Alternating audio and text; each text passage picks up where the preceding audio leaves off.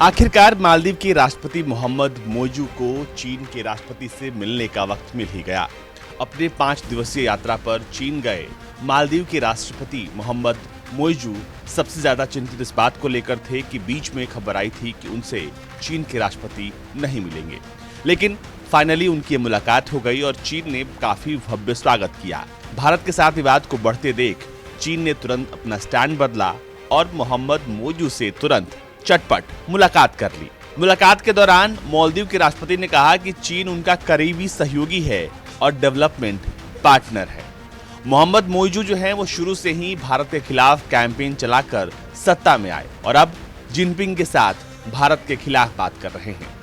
Jinping और मोइजू की मुलाकात के दौरान हुई बातचीत का पूरा ब्यौरा सार्वजनिक नहीं हुआ है, लेकिन मोइजू के कार्यालय की तरफ से कहा गया है कि इस दौरान दोनों सरकारों के बीच 20 अहम समझौते हुए हैं। ये समझौते पर्यटन, आपदा जोखिम में कमी, समुद्री अर्थव्यवस्था, डिजिटल अर्थव्यवस्था में निवेश के साथ साथ बेल्ट एंड रोड इनिशिएटिव को लेकर हुआ है। इस बैठक के दौरान चीन के राष्ट्रपति शी जिनपिंग ने मोइजू को पुराना दोस्त बताया। जिनपिंग ने कहा कि चीन मालदीव के साथ द्विपक्षीय संबंधों को और मजबूत करने और दोनों देशों के संबंधों को नए स्तर पर ले जाना चाहता है। शी जिनपिंग से बातचीत के अलावा मोइजू चीन के प्रधानमंत्री ली कियांग और दूसरे वरिष्ठ अधिकारियों से मुलाकात कर सकते हैं।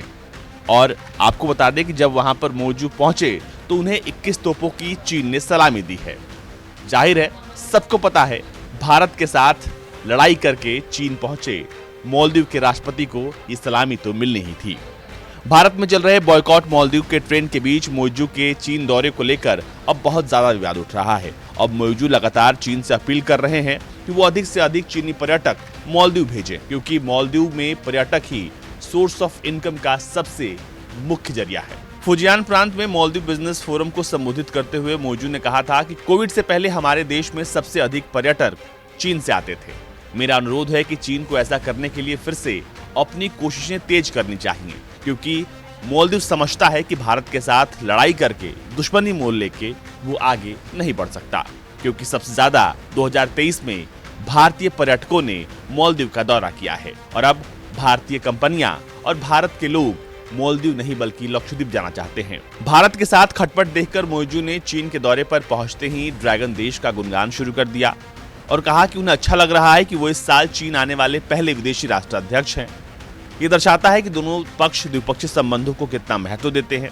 सरकारी समाचार एजेंसी शिन्हुआ के अनुसार शी ने इस बात पर बल दिया कि चीन राष्ट्रीय परिस्थितियों के अनुकूल विकास करने में मालदीव का समर्थन करता है। अब इस मुलाकात के दौरान चीन मालदीव को अनुदान सहायता भी देने को तैयार हो गया है, लेकिन पैसों को लेकर कोई खुलासा नहीं किया गया। मोइजू और उनकी पत्नी साजिदा मोहम्मद का बीजिंग में गर्मजोशी से स्वागत किया गया।